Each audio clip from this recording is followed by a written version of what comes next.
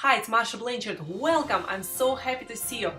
Today we're going to talk about stress management. Stress management for working women, and we're going to talk about strategies that don't require time involvement, because that's what our goal is: minimize time involvement for heart healthy living and lowering your cholesterol. So first of all, what is stress? Why it's bad? Stress is something that we perceive as an emotional negative event. Stress by definition is not an event, but it's our attitude, the way we look at. So what we're gonna I'm gonna tell you is why stress is bad. So what happens during stress? Our arteries get constricted. Our blood pressure as a result increases. As a result, it's harder for our heart to pump. And when our arteries constrict, it scars arteries. And when they're scarred, it's easier for the plaque to start forming inside the arteries. So stress is very bad for us. And there was a study how stress affects our cholesterol. Drivers of race cars, they had the cholesterol checked before the race and after the race. And in just one day, the cholesterol levels were different. Before the race, the cholesterol was higher because they were anxious, because they had this anxiety and stress.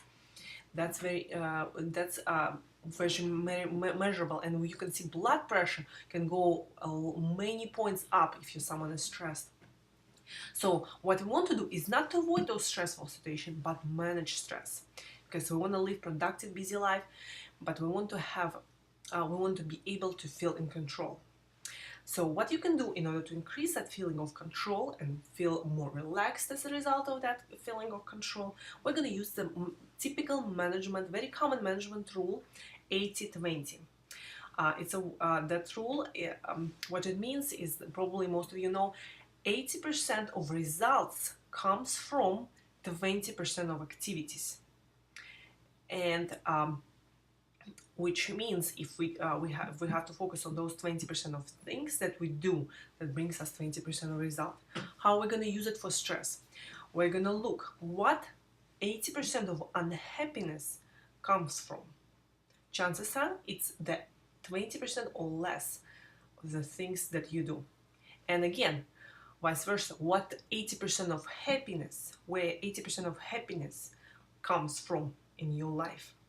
Once you do this, you can analyze people, circumstances, things you do, time you spend. You can once you see that, and please do it pen and pencil, in writing. It can be just 5 minutes. It's easy, but it needs to be done on a regular basis. You will see the pattern. Once you see the pattern, what you can do is see, can you ask the next question, what can I do about that? Can I eliminate, decrease, or completely avoid the things that bring most of my unhappiness? And vice versa, can I increase, can I make bigger the things that bring most of my happiness? And then once you make those decisions, have them in writing and put it on your calendar. Many people say if it's not on the calendar, it's not real, and I agree with that.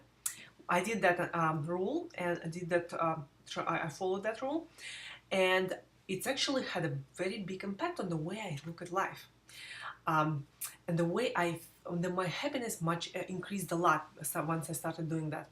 So I analyzed my life, and I saw that there is most of my unhappiness comes from communicating with certain people, which I luckily was able to cut down. And again, certain people, my family and my friends, bring most of my happiness. So what I did, I put it on my schedule. Every week, lunch with friends or dinner with friends, and every day with my family. So it's on the schedule. It's a must. It's our that's what we like. If I wrote down, usually I must stick to that. If it's just in my idea in my head, it's very easy to forget. So once I started doing that, I can see clearly I'm becoming a much happier person. And I'm looking forward for you to use this 80-20 analysis of your life and let me know how it works. You can write me a personal message, you can put it in the comments, and I'm looking forward to see your feedback. Okay, until then, we're gonna see you in the next lesson. Until then, live heartily and treasure your heart.